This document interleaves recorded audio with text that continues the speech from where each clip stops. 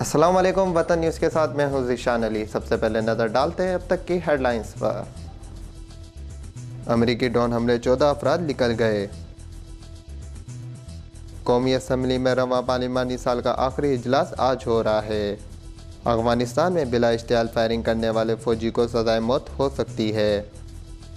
پاک Iran gas pipe line منصوبہ، ایران اور روس کی دلچسپی۔ پاک افغان مشترکہ ایوان صنعت و تجارت کا اجلاس، اہم امور پر تبادلہ خیال۔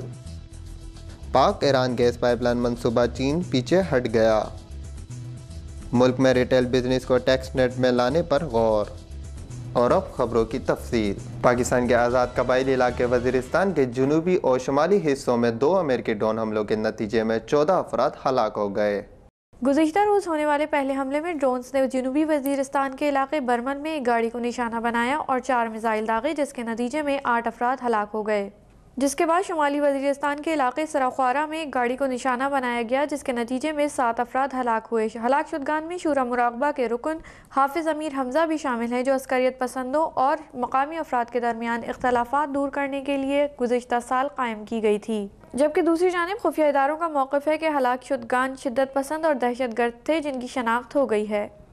قومی اسمبلی کے چوتھے پارلیمانی سال کے آخری اجلاس آج ہو رہا ہے، جس میں اہم سیاسی اور قومی امور زیر بحث ہیں۔ قومی اسمبلی کے چوتھے پارلیمانی سال کا آخری اجلاس اسلام آباد میں ہو رہا ہے، جس میں ملک کی حالیہ صورتحال، بحران، سیاسی اور قومی امور زیر بحث آنے کی توقع ہے۔ آئینی طور پر ہر پارلیمانی سال کے دوران اسمبلی کے 130 دن اجلاس لازمی ہیں۔ 16 مارچ کو ختم ہونے والے سال کے لیے قومی اسمبلی کا اجلاس جمعے تک جاری رہنے کا امکان ہے۔ ہفتے کو پارلیمنٹ کا مشترکہ اجلاس ہوگا، جس سے صدر آصف علی زرداری خطاب کریں گے۔ امریکی وزیر دفاع کا کہنا ہے کہ افغانستان میں 16 افراد کے قتل میں ملوث فوجی کو سزائے موت ہو سکتی ہے۔ امریکی وزیر دفاع لائن پینٹا نے صحافیوں سے گفتگو کرتے ہوئے بتایا کہ جنگ کے دوران یہ پہلا واقعہ نہیں ہے، تاہم ملٹری لیگل کوڈ کے تحت کارروائی ہوگی۔ دوسری جانب وائٹ ہاؤس کے بزنس سیکرٹری جے کارتھی نے پریس بریفنگ میں بتایا ہے کہ امریکہ افغانستان میں مشکل دور سے گزر رہا ہے، لیکن 2014 کے فوجی انخلا کے منصوبے میں کوئی تبدیلی نہیں کی گئی ہے۔ جے کارتھی کا کہنا ہے کہ افغانستان اور پاکستان کا خطہ امریکی جدوجہد کا مرکز ہے اور ہم اس خطے کو القاعدہ سے محفوظ بنانا چاہتے ہیں۔ روس اور ایران نے پاکستان میں ایرانی گیس پائپ لائن کی تعمیر میں دلچسپی ظاہر کی ہے، جس پر غور کے لیے اب وفاقی کابینہ کی اقتصادی رابطہ کمیٹی نے کمیٹی تشکیل دے دی ہے۔ ای سی سی کا اجلاس وفاقی وزیر خزانہ عبدالحفیظ شیخ کی زیر صدارت اسلام آباد میں ہوا۔ ای سی سی کو بتایا گیا کہ روس اور ایران نے پاکستان میں ایرانی گیس پائپ لائن کی تعمیر میں دلچسپی ظاہر کی ہے، جس پر دونوں ممالک کی آفرز پر غور کی خاطر ایک کمیٹی قائم کر دی گئی ہے۔ کمیٹی میں وفاقی وزراء سید نوید قمر، ڈاکٹر عاصم حسین، گورنر اسٹیٹ بینک، اقتصادی امور اور خزانہ کے وفاقی سیکرٹریز شامل ہوں گے۔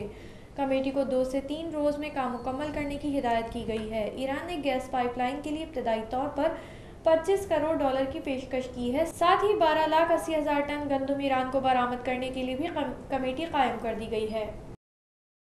باہمی تجارت کا حجم بڑھانے اور کاروباری مواقع میں بہتری لانے کے لیے پاک افغان مشترکہ ایوان صنعت و تجارت کا اجلاس جاری ہے۔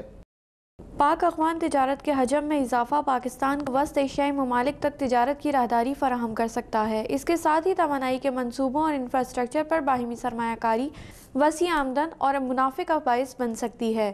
اس سلسلے میں پاک افغان مشترکہ ایوان صنعت و تجارت کے صدر خان جان اولکزئی نے پاکستان کی جانب سے گرم جوش انداز میں خوش آمدید کرنے پر دلی شکر گزاری کا اظہار کرتے ہوئے کہا کہ ہم باہمی تجارت کے فروغ کے لیے شدت سے خواہاں ہیں اور اس کے لیے نجی شعبے انتہائی معاون ثابت ہو سکتے ہیں۔ انہوں نے بتایا کہ پاکستان آمد سے قبل انہوں نے دورہ سے متعلق غور و خوض کے لیے افغان صدر سے بھی ملاقات کی تھی، تاکہ تجارت کے فروغ کا باقاعدہ لائحہ عمل۔ چین کے بینک نے پاک ایران گیس پائپ لائن منصوبے پر سرمایہ کاری کی فراہمی سے انکار کر دیا ہے۔